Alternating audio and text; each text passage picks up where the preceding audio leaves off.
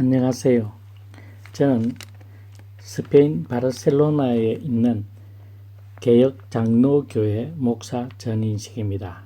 우리는 개혁신앙은 무엇을 믿는가? 개혁장로교회는 무엇을 믿는가? 라는 주제로 오늘이 그 41번째입니다. 그리고 성자 하나님에 대해서 11번째 교리 공부를 하고 있는 중입니다. 우리는 지금 그리스도의 구속 사역 중 이 지상에서의 두 가지 사역, 즉 그리스도의 낮아지심, 비하와 그리스도의 높아지심, 성귀에 대한 공부를 하고 있습니다. 그리스도의 낮아지심은 5종류로 나누어지는데 동정녀 탄생, 우리가 흔히 말하는 성육신, 두 번째로 순종하심, 세 번째로 십자가에 못 박히심, 네 번째로 죽으심과 장사되심, 다섯 번째로 지옥에 내려가심입니다. 지난주까지 우리는 죽으심과 장사되심까지 이야기했고, 오늘은 그 마지막 5번째인 지옥에 내려가심과 성기를 계속 하겠습니다. 지옥에 내려가심은 3일 낮 3일 밤을 계심을 의미합니다. 요나서 1장 17절과 마태복음 20장 40절에 기록되어 있습니다. 또 베드로전서 3장 16절과 베드로전서 4장 6절에 보면 그가 또한 영으로 죽은 자들에게 가서 옥에 있는 영들에게 선포하시리라. 그리스도는 성령의 권능에 의해 부활되었고 우리에게도 이 권능은 부어집니다. 로마서 5장 5절에서 11절 말씀입니다. 뿐만 아니라 죽은 자들에게도 부어집니다. 개혁신앙인들의 부활신앙에 대한 확고한 고백입니다. 그리스도의 높아지심, 신성이 즉 성귀는 신성이 증명되어짐을 의미합니다. 그리스도의 신성의 드러나심이라고 이해하는 것이 좋을 것 같습니다.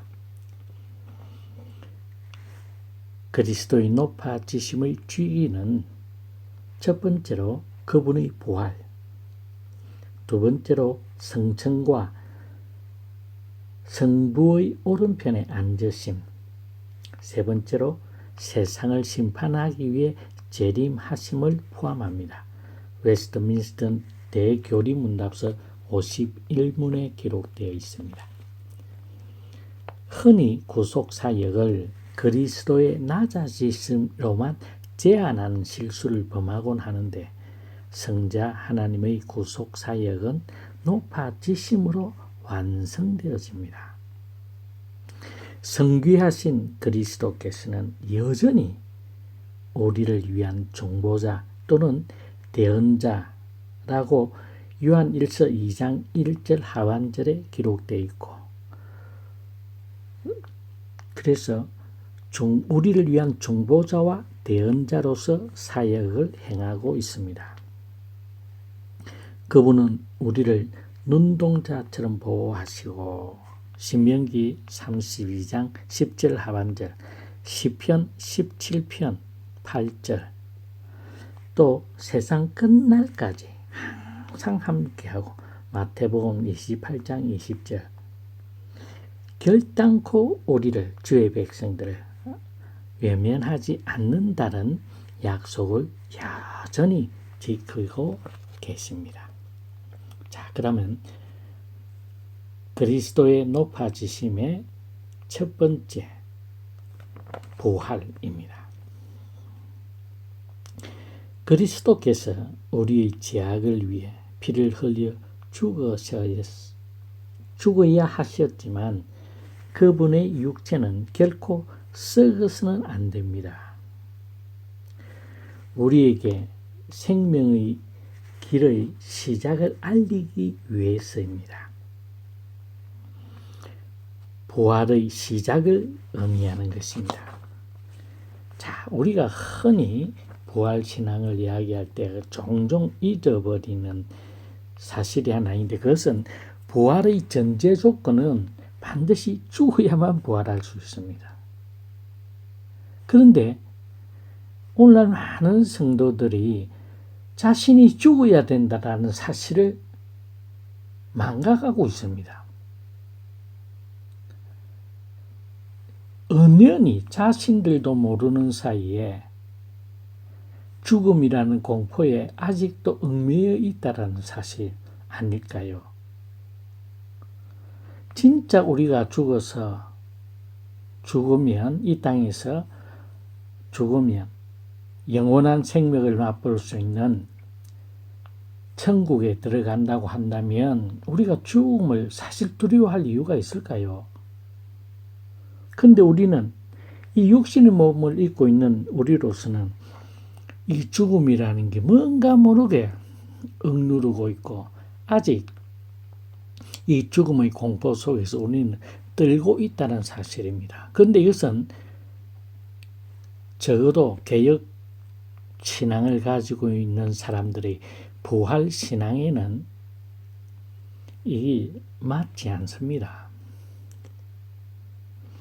부활, 우리가 부활을 강조한다는 말은 그 전에 반드시 우리의 육신이 죽어야 된다는 사실입니다. 즉 육신에 있어서 우리가 영적으로 죽는다라고 하는 것은 내가 죄인이라는 사실을 자각할 때입니다. 그런데 우리는 죄인이기를 거부하고 있고 또 오늘날 강대 상류에서는 죄인임을 선포하지 않습니다. 그래서 죄인임을 선포하지 않기 때문에 예수 그리스도의 십자가의 죽으심도 선포할 필요가 없습니다. 왜? 현대인들은 죄인이라고 하는 것 자체를 듣기 싫어한다는 이유 한 가지 때문입니다. 자, 우리가 신앙이라는 것을 잘 생각해 봐야 됩니다. 부활을 믿는다라고 한다면 그 전에 부활은 죽은 상태에서의 부활입니다. 그런데 죽는 것 자체를 꺼리하면서 우리의 입으로는 부활신앙 이야기한다는 겁니다. 넌센스입니다.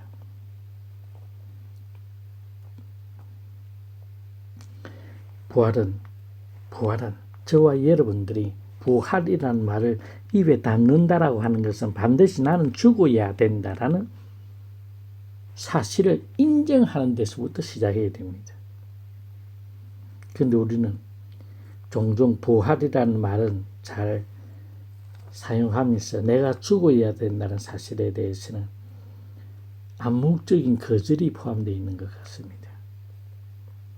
또 우리가 다시 한번 우리 자신들이 모습이 어떤지를 분명히 잘 깨달아서 부활은 반드시 죽어야 된다는 사실을 내포하고 있다는 것을 잘 기억하시기 바랍니다.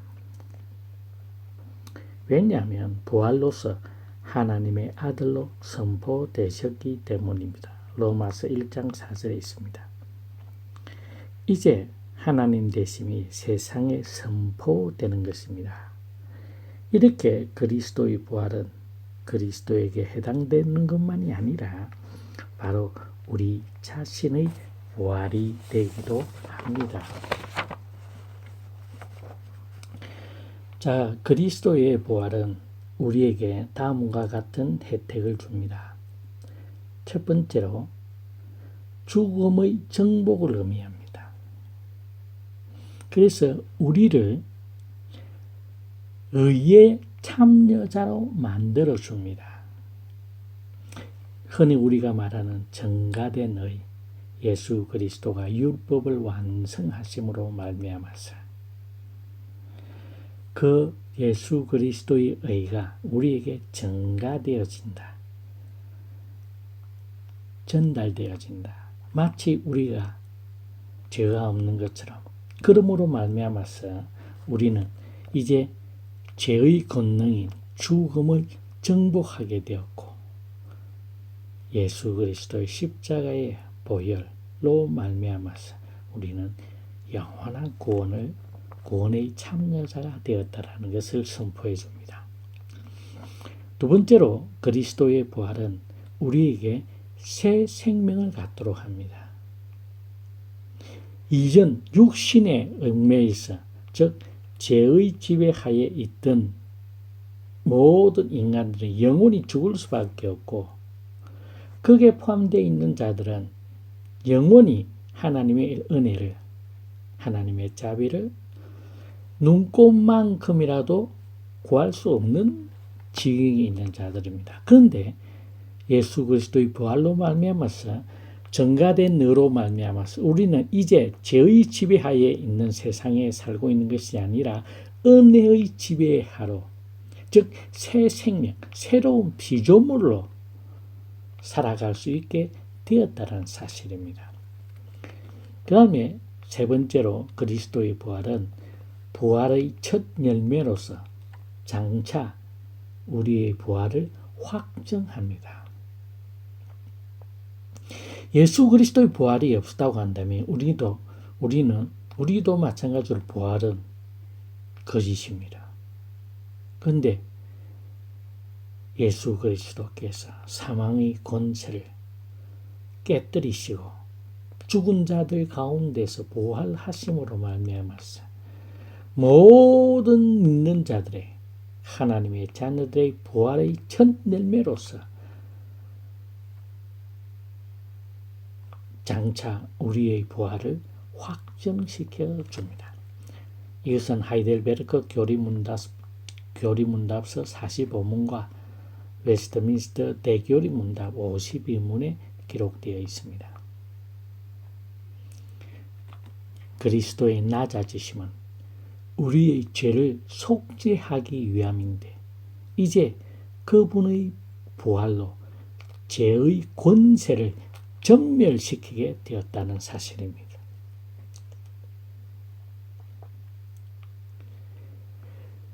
자, 하나님의 자녀가 그 권세에 종노릇하지 않도록 하셨습니다. 이것은 죄들의 사면을 의미하고 어렵다 여기지는 칭의를 의미합니다. 자, 즉 죄의 지배하에서 이제 우리의 존재 자체가 하나님의 은혜의 지배하로 들어왔다라는 겁니다. 이것이 무엇을 의미하느냐 하면은 이제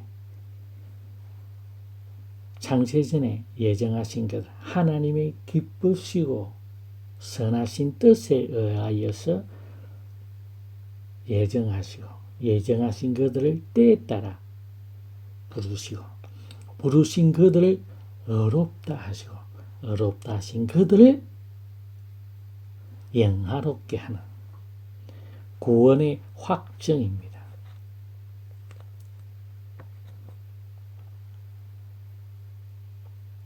이 부활,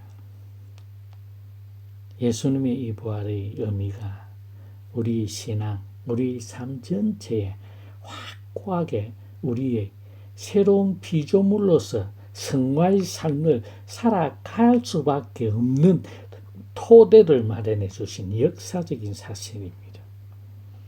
우리는 주 예수 그리스도의 죄의 권능인 죽은 자로부터의 부활로 말미암아서 우리는 새 생명이 되었고 그 주님의 의로 말미암아서 증가된 의로 말미암아서 우리가 주님처럼 이 땅에 살면서 율법을 이룬 것 같이 우리도 이룰 수 있다라는 사실입니다. 그것이 바로 성화입니다. 그러나 이 육신을 입고 있기 때문에 그 성화가 완성되어지지 않습니다. 그래서 최종 단계가 영화입니다. 하나님 나라의 영원한 복락을 함께 누리는 겁니다. 이런 의미에서 그리스도는 예수님은 우리가 범죄한 것 때문에 내어줌이 되고 또 우리를 의롭다 하시기 위해서 죽은 자 가운데서 살아나셨나니라 라고 로마서 4장 25절에 선포하고 있습니다. 다시 한번 강조합니다. 그리스도의 부활로 우리는 주 예수 그리스도의 의가 증가됨을 우리는 받게 되었습니다. 사탄마저도 죄를 범하는 하나님의 자녀들이 의의 옷을 입고 있는 것을 결코 고사하지 못하게 되었습니다. 마지막 하나님의 법정 앞에서 우리 한 사람 한 사람을 고소하는 고소인으로 사탄이 등장하게 되어 있습니다. 그 사탄조차도 우리 모든 하나님의 백성들이 주 예수 그리스도의 십자가의 보혈로 정결하게 씻음을 받은 세마포 옷을 입고 있다는 사실입니다. 그래서 사탄은 고소의 아버지지요.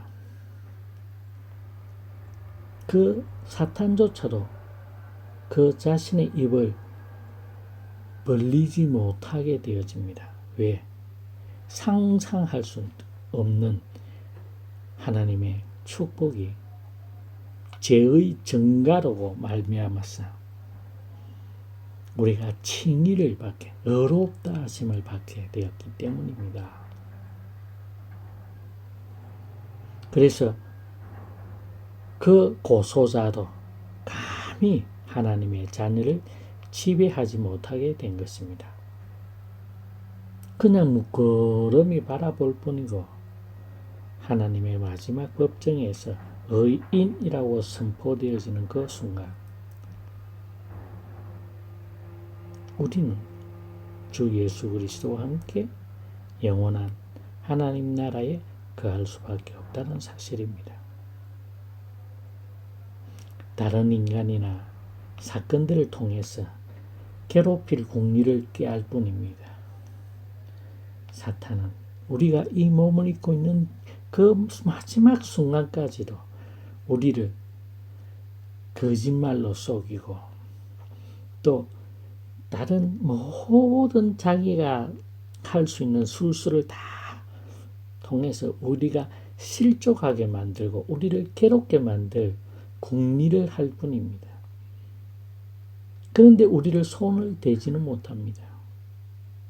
이빨 빠진 짐승들처럼 그냥 어르렁거릴 뿐입니다. 전에도 이야기했죠. 주 예수 그리스도가 나의 하나님 어찌하는 나를 버리시나이까 다 이루었다고 선포하시는 그 순간 사탄은 그의 머리가 박살났습니다. 그런데 우리를 손댈 수 없는 게 그가 죽었기 머리가 깨졌기 때문입니다. 이제 마지막 꼬리를 흔들며 발악하는 그 순간입니다. 그럴 뿐입니다. 왜? 우리는 은혜의 지배하에 있기 때문입니다. 우리는 새 생명, 새로운 피조물로서 새 생명을 구할 수 있게 되었기 때문입니다. 성령 하나님과 함께 성령 하나님께서 우리의 마음, 우리의 지정의를 모두 주장할 수 있게 각자 한 사람이 자신의 존재의 변화를 깨닫고 성령 하나님 앞에 우리의 마음을 내어 드릴 때에 우리는 주님과 함께 이 악한 세상, 이 칠흑같이 어두워져만 가는 이 세상에서 빛으로서 소금으로서 살 수 있게 되어집니다. 여기서 우리가 조심해야 될 게 하나 있습니다. 모든 주의 백성들은 하나님의 은혜의 지배하에 들어가 있는 자들은 그 존재 자체가 빛이요 소금입니다. 그런데 우리는 자꾸 소금이 되려고 합니다. 빛이 되려고 합니다. 그런데 성경은 그렇게 너희들이 빛이 되라, 너희들이 세상의 부패를 막는 방부제인 소금이 되어라가 아닙니다. 너희 존재 자체가 빛이요 소금입니다. 그래서 칠흑 같은 어둠일지라도 이 세상이 우리가 그리스도인으로서 자기의 자리가 서 있다고 한다면 그 자리는 어떤 칠흑 같은 어둠일지라도 성냥개비의 작은 불이라도 그 빛을 이길 방법이 없습니다. 빛은 그것이 얼마나 크냐 작냐의 문제이지 우리는 어두우면 어두울수록 그 작은 빛이 더 찬란하게 빛날 수 있다는 사실입니다. 우리의 존재 자체가 은혜의 지배 아래에 있는 새로운 피조물이라는 자각과 우리의 성화의 삶을 살아가는 그 순간 우리는 빛입니다. 그래서 어두운 세상을 이길 수밖에 없습니다. 이길 수밖에 없는 싸움을 하고 있습니다. 그런데 우리 스스로가 사탄의 머리가 깨져서 박살이 나가 있고 마지막 꼬리 흔드는 것에 두려움에 떨어서 안절부절 못하고 자기의 욕심과 자기의 두려움 때문에 스스로 걸려 넘어지고 자빠지고 다른 길로 간다는 사실을 분명히 기억하시기 바랍니다.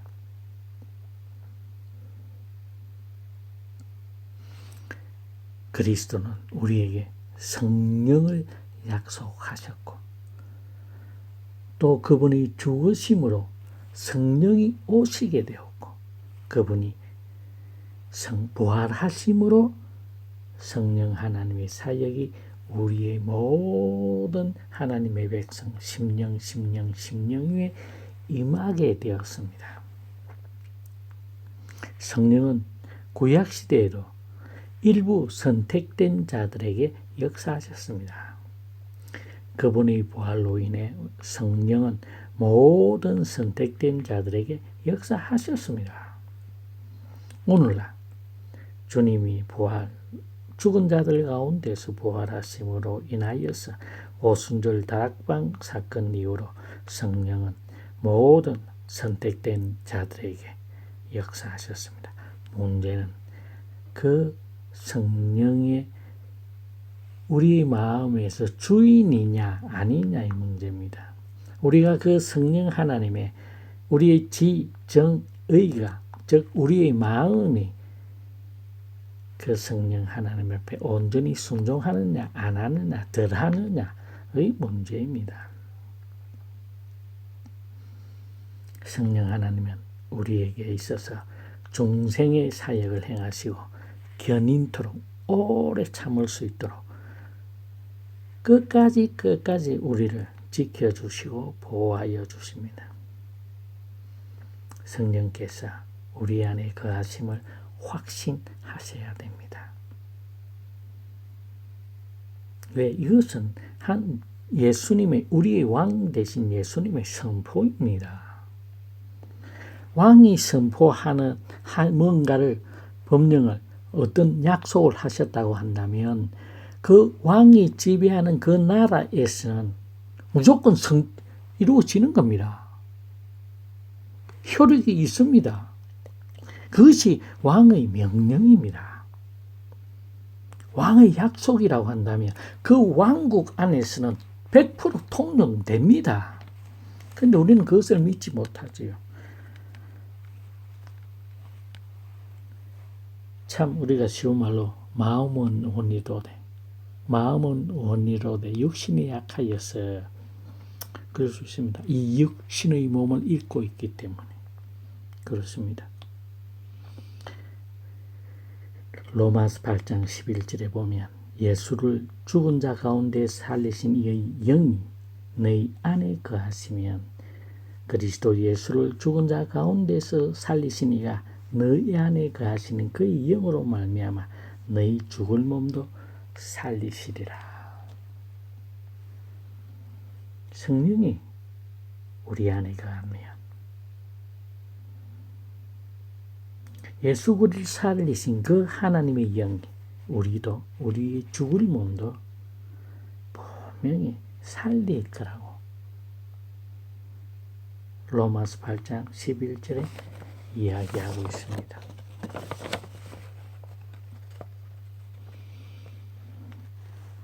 그리스도의 부활과 관련된 성경 구절들은 대체로 그리스도의 부활이 수동태로 나타나거나 그분을 일으킨 분이 하나님이심을 말합니다. 자, 이 의미가 뭘까요? 그리스도는 자신이 하늘나라로 승천하면 성령 하나님을 보낼 것이라고 약속하셨습니다. 그 약속대로 오순절에 이루어졌습니다. 요한복음 16장 7절에 기록되어 있습니다. 이단자들은 그분의 시대는 신약 시대의 시대이고 이제 성령의 시대가 되었다고 주장합니다. 오늘날 이상하게 희한하게 유행하는 역사적 전천년주의자들, 세대주의자들 이런 사람들은 이렇게 주장합니다. 결국 예수님이 살아계신 신약시대 살아계시는 동안에는 성자 예수님의 시대고 성자 예수님이 부활 승천하시고 이후에는 성령의 시대가 되었다. 결국 이 생각은 양태론적 이단 사상입니다.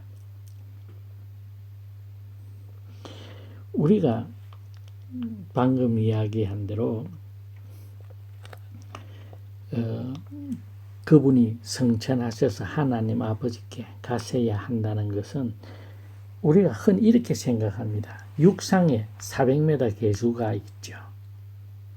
그 400m 계주에는 첫 번째 주자, 두 번째 주자가 달립니다. 그 첫 번째 주자가 두 번째 주자에게 바톤을 넘기는 것처럼 생각을 합니다. 그러나 성경은 그렇게 이야기하지 않고 있습니다. 창조의 사역을 하실 때 성삼위 하나님께서 항상 함께 하셨습니다. 또 성자 예수님이 계실 때에도 성령 하나님께서 함께 주장하셨습니다. 그 성자 예수님이 이 땅에 계실 때에 아버지의 뜻대로 자신의 임의대로 한 것이 아니라 아버지께서 말씀하신 그대로 이루기를 원하셨고 그 말씀대로만 행하셨습니다. 그런데 그 삼위일체 하나님의 관계 속에서 어떻게 창조 구약시대 때 성부 하나님의 시대였다? 아니면 구약시대를 성부 하나님의 시대였다? 그거 어떻게 주장할 수 있죠? 그 성경이 그렇게 이야기하고 있습니까? 천지 창조를 하신 엘로힘은 복수입니다. 창조의 중보자였기 때문에 구속의 중보자라고 우리는 주 예수 그리스도를 이야기하고 있습니다. 그러면 창조의 중보자이신 성부, 성자 하나님이 안 계셨다면 창조는 안 이루어지는 겁니다. 없는 겁니다.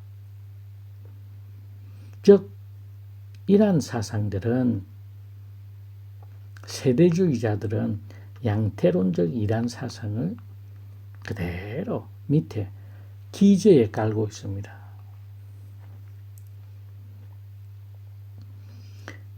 우리가 어떤 시대에 구분을 하고 흔히 우리가 성령의 시대라고 이야기한다 할 때 우리가 육상의 계주에서 바톤을 넘기는 것과는 전혀 다른 의미를 가지고 있다고 이야기해야 됩니다. 바톤은 바튼을 가지고 있는 자만 해당되어집니다. 그 100m, 400개 중에서 100m를 먼저 뛰나가 선을 왔다 갔다 해도 그거는 반칙이 아닙니다. 바튼을 가지고 있는 주자만이 반칙이 해당되어지고 이야기되어집니다. 그러나 성삼위 하나님, 삼위일체 하나님의 관계에서는 그렇게 칼날같이 자를 수 있는 것이 아닙니다. 우리는 항상 모든 일에 삼위일체 하나님을 떠올려야만 되고 그 하나님만 생각해야 됩니다.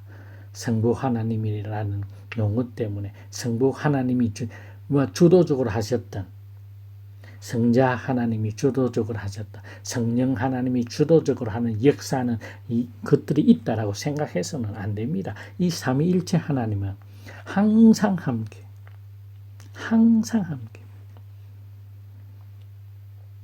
모든 일들을 삼위일체 하나님께서 함께 하셨고 함께 행하십니다. 다시 한번 강조합니다. 그분의 시대가 나누어지는 것이 아니라 구속사역의 적용을 위한 성령의 사역을 의미하신 겁니다. 그리스도의 시대가 끝났어요. 이제 성령 시대가 시작된다는 의미가 결코 아닙니다. 항상 삼위일체 하나님을 우리 하나님이란 단어 자체에 우리는 개혁신앙을 믿는 모든 신앙인들은 삼위일체 하나님이라고 생각하셔야 됩니다. 주 예수 그리스도의 죽으심으로 구속사역은 성취되었고 이것의 완성과 성령의 사역을 의미하기 위해 그리스도께서 부활하셨고 하셨다고 성경은 표현하고 있고 여전히 사역을 행하시는데 모든 선택된 자들에게 나타내시는 성령의 사역을 의미하기 위해 그분에 의해 부활하셨다고 표현하신 것입니다. 또 그리스도의 부활은 우리 육체에도 혜택을 줍니다. 우리 육체는 쇠퇴해 갑니다. 그러나 부활의 몸으로 완전한 육체로 되살아날 것입니다. 우리가 다시 죽었다가 부활, 예수님의 마지막 심판 날에 우리가 다시 입는 육신은 아담의 상태가 아닙니다. 예수 그리스도께서 부활하셔서 40일 동안 이 땅에 머무러 계실 때에 모든 문이 잠겨 있어도 그 안으로 들어올 수 있었고 금방 있다가 여기 있다가 갈릴리로 바로 갈 수 있어서 예루살렘에 있다가 시공간의 접촉을 받지 않는 영체입니다. 완전한 영체입니다. 그 영체의 상태로 우리는 변할 것입니다. 이것이 개혁신앙의 신앙입니다. 우리는 아담의 상태, 아담의 육신에 범죄할 수도 있는 가능성의 상태 자체가 아닙니다. 주 예수 그리스도의 십자가의 보혈로 정결하게 머리부터 발끝까지 깨끗함을 받았기에 심판대 앞에 서 있는 하나님의 심판대 앞에 서 있는 우리는 예수님과 동일한 영체를 누릴 수 있을 겁니다. 금방 눈에 보이다가 금방 눈이 없어집니다. 지금 우리의 이 시공간에 있는 우리의 상상으로서는 이해할 수 없는 우리의 논리적 사고로서는 이해할 수 없는 영체, 즉 예수님이 부활 후 40일 동안 이 땅에 계셨던 그 모습 그대로의 영체입니다. 시공간에 지배를 받지 않습니다. 그게 속박되어 있지 않습니다. 그러한 영체를 우리는 분명히 누릴 겁니다. 그것을 가질 겁니다. 그것이 우리 부활 상태입니다. 그래서 고린도전서 13장 12절에 보면 얼굴과 얼굴을 대하여 보는 것처럼 하나님에 대한 온전한 지식을 가질 것이며 그분을 온전히 알게 될 것입니다. 그래서 우리가 이번 한 주간 동안은 내가 죽었어. 이제 마지막 심판. 아니 죽었어. 이제 육신은 이 땅에 남아있지만 나의 영은 하나님 앞으로 나아갈 때 그 모습을 한번 상상해 보십시오. 저는 흔히 이렇게 상상을 합니다. 모든 성도들이 죽어서 이 육신은 여기에 있습니다. 이 육신은 우리가 화장을 하든지 매장을 하든지 어떤 장례 절차가 있으면 그 절차대로 합니다. 그러나 이 육신의 우리의 눈, 코, 입 모든 기관은 그대로 있습니다. 그러나 이것을 움직였던 실체인 우리의 영은 저는 이렇게 상상을 합니다. 내가 이 땅에서 육신과 영이 분리가 되어서 하나님 앞에 주님 앞에 가면 주님은 저의 영을 십자가의 보혈의 피로 깨끗한 상자에다 아니면 어떤 선물로 포장을 해서 성부 하나님 앞에 선물로 드릴 것 같습니다. 아버지, 제가 먼지 같고 티끌 같은 땅에 내려가셔서 한 사역의 십자가의 고난을 받았 나의 마지막 피 한 방울 아끼지 아니하고 다 쏟아부은 그 영혼을 아버지께 선물로 드립니다.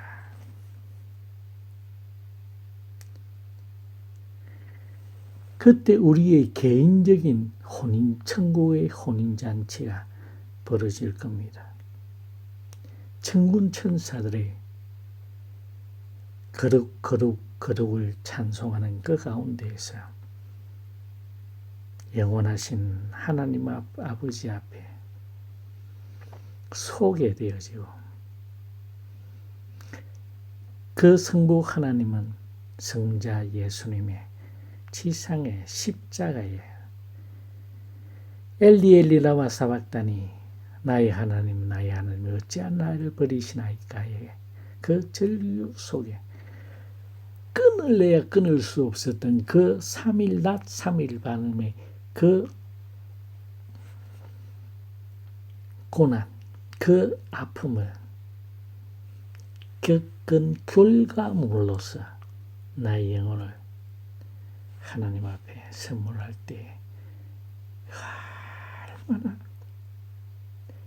영광스럽겠습니까? 이런 영광스러운 자리를 들어가는 것이 바로 첫 번째 단계가 나의 육신이 이 땅에서 죽어야만 한다는 사실입니다. 그래서 우리는 모든 주의 자녀들은 죽음을 준비해야만 됩니다. 그런데 안타까운 것은 지금 우리 교회가 죽음을 가르치지 않고 있다는 사실입니다. 죽음은 영원한 나라 아버지의 나의 아버지 대신 그 하나님의 얼굴과 얼굴을 맞이하는 것 같은 영광의 대면의 자리입니다. 하나님의 영광의 광채가 파도처럼 밀려올 때마다 그 영광의 광채로 인하여서 하나님에 대한 지식의 확장이 일어나고 그 지식의 확장도 말미암아서 더욱더 하나님을 찬양하고 찬양할 수밖에 없고 하나님께 영광 돌릴 수밖에 없는 그 복된 자리의 출발이 바로 죽음입니다. 이 육신의 죽음입니다. 자, 나이에 관계없이 모든 그리스도인들은 죽음을 준비해야만 합니다. 그 죽음을 준비하기 위해 가장 좋은 것은 내가 죽어서 영과 혼이 분리되어지는, 육체와 영혼이 분리되어지는 그 순간을 한번 상상해 보십시오.